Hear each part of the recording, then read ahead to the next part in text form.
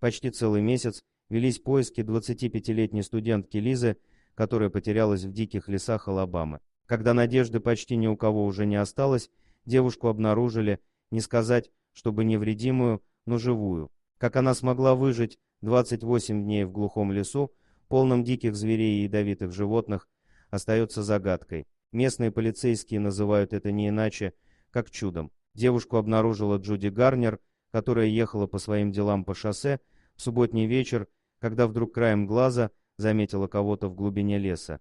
Джуди сначала подумала, что это какое-то дикое животное, может олень, но что-то все-таки заставило ее остановить свой автомобиль и выйти посмотреть поближе. Каково же было ее удивление, когда вместо оленя Джуди увидела обнаженную девушку. Ее состояние было довольно плачевным, вся кожа была в царапинах и укусах, волосы запутались, превратившись в огромную грязную копну.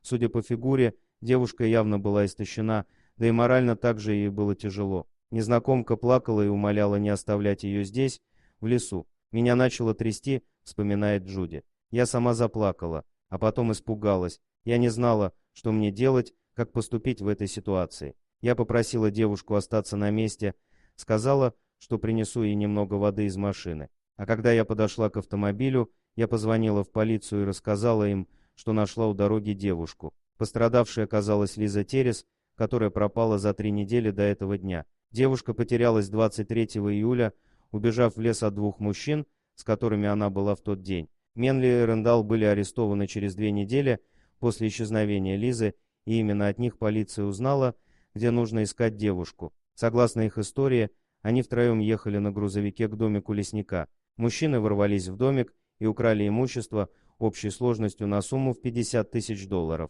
Во время допроса оба мужчины сказали, что Лизы с ними в тот момент не было, так как, узнав об их планах, она разозлилась и испугалась, выскочила из автомобиля и просто убежала от них в глушу леса. По крайней мере, так звучала одна из версий. Когда им сказали, что выжить 2 недели в местных лесах невозможно, они стали обвинять друг друга в убийстве, и один из них даже сказал, что видел, как второй выстрелил Лизе в голову и сбросил тело в заводь. Полицейские несколько дней исследовали собаками берега водоема, водолазы исследовали дно, но ничего не нашли. Так как девушка совершенно не знакома с местностью, неудивительно, что она очень быстро заблудилась, местные леса очень густые, в них мало тропинок, зато много диких животных. Полицейские подозревают, что девушка большую часть времени ходила кругами, как это часто бывает с людьми, которые не знают, как вести себя в лесу. Но что самое поразительное, это тот факт, что она вообще выжила.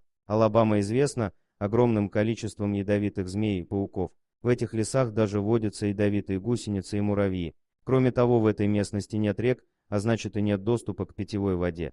Именно поэтому для полицейских было шоком обнаружить девушку живой после 3 недель. Я делаю свою работу уже 15 лет, и я еще ни разу не видел ничего подобного, рассказывает сержант Чад Фолкнер, служащий в местном округе. Ее сила воли, стремление выжить просто невероятны. Мне не нравится употреблять слово «чудо», но иначе, кроме как чудом, это не назовешь. После того, как к машине Джуди подъехала полицейская машина и забрала девушку, Лизу доставили в ближайшую больницу, но довольно скоро отпустили ее к семье. Доктора уверяют, что ни одно из ранений или укусов на теле Лизы не угрожает ее жизни, но общее состояние, конечно, оставляет желать лучшего. Особенно ее моральное состояние. Судя по всему, за эти 3 недели Лиза похудела на 22 килограмма, так как все это время она питалась только ягодами, листьями, грибами и пила грязную воду из луж. Она очень истощена, ослаблена, ей больно, рассказывает сестра Лизы. На ней не осталось ни одного сантиметра,